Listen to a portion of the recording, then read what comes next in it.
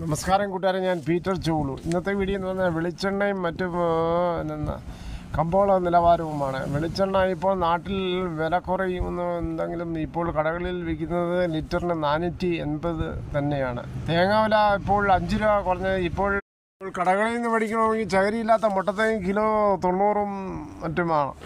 സർക്കാരിൻ്റെ നിയന്ത്രണത്തിലുള്ള സപ്ലൈകോ ഔട്ട്ലെറ്റുകളിൽ നിന്ന് കേരഫെഡ് വാങ്ങിക്കുമ്പോൾ 1 ലിറ്ററിന് 457 മുതൽ ഇനി തിങ്കളാഴ്ച വരെ കൊടുക്കുന്നതാണ്. അധികം ലാഭം എടുക്കാതെ കൊടുക്കാമെന്ന് അവർ ഏറ്റിട്ടുണ്ട്.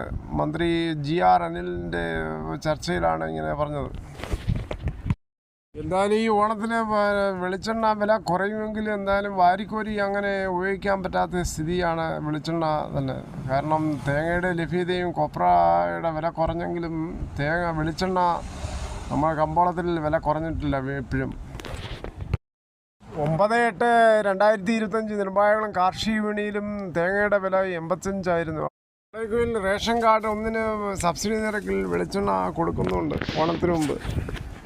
നെടുമ്പായകുളം കാർഷിക വിപണിയിലെ വിലകൾ നോക്കാം. പയർ കിലോ 100 മുതൽ 115, പാവയ്ക്ക 110 മുതൽ 130, പടവലം കിലോ 40, കോവൽ കിലോ 80 മുതൽ 110, കുമ്പളം 40, മത്തൻ കിലോ 40, ചുരയ്ക്ക 22, വെള്ളരി കിലോ 22, കത്തരി 40 മുതൽ 50, വാളരിപ്പയർ കിലോ 80, വെണ്ടയ്ക്ക കിലോ 80 മുതൽ 90, പപ്പായ 30 മുതൽ 45, മുളക് 200 മുതൽ 220, ഉണ്ടമുളക് 250 മുതൽ 280, കാന്താരി കിലോ 250, ഫാഷൻ ഫ്രൂട്ട് 100 മുതൽ 140, കുക്കമ്പർ 45 മുതൽ 50, മരച്ചീനി 18 മുതൽ 22, വാഴക്കൂമ്പ് 7, മുള്ളാത്ത 120, ഇഞ്ചി 200 മുതൽ 225, റംബുട്ടാൻ 130, ഡ്രാഗൺ ഫ്രൂട്ട് കിലോ 130, ചീര പച്ച 35, ചുവന്ന ചീര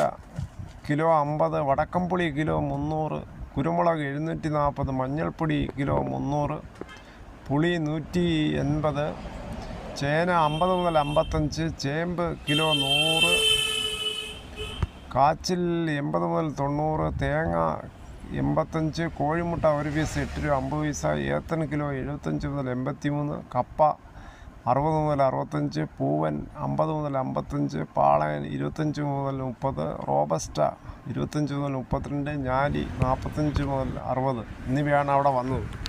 എന്തായാലും കർഷകർ ഇത്രയും ഉൽപ്പാദിപ്പിച്ച് ഇത്രയും കൊണ്ടുവന്നതിൽ കർഷകർക്ക് ഒരു ബിഗ് സല്യൂട്ട്. വിപണിയിൽ കൊണ്ടുവിടുമ്പോൾ കൃത്യമായ തൂക്കവും കൃത്യമായ വിലയും കൃത്യമായ പൈസയും കയ്യിൽ കിട്ടും. ഇതോടുകൂടി ഈ വീഡിയോ ഇവിടെ പൂർണ്ണമാകുന്നത്. എന്തായാലും വിപണിയിൽ നിന്ന് വെളിച്ചെണ്ണ മറ്റും വാങ്ങിക്കുമ്പോൾ മായം കലരാത്ത വെളിച്ചെണ്ണ, നല്ല വെളിച്ചെണ്ണ വാങ്ങിക്കാൻ ശ്രമിക്കുക. അങ്ങനെ വല്ലതും കണ്ടാൽ ഉടനെ ഹെൽത്ത് ഡിപ്പാർട്ട്മെൻറ്റിനെ അറിയിപ്പിക്കുക. മായം കലർന്ന വെളിച്ചെണ്ണയാണെങ്കിൽ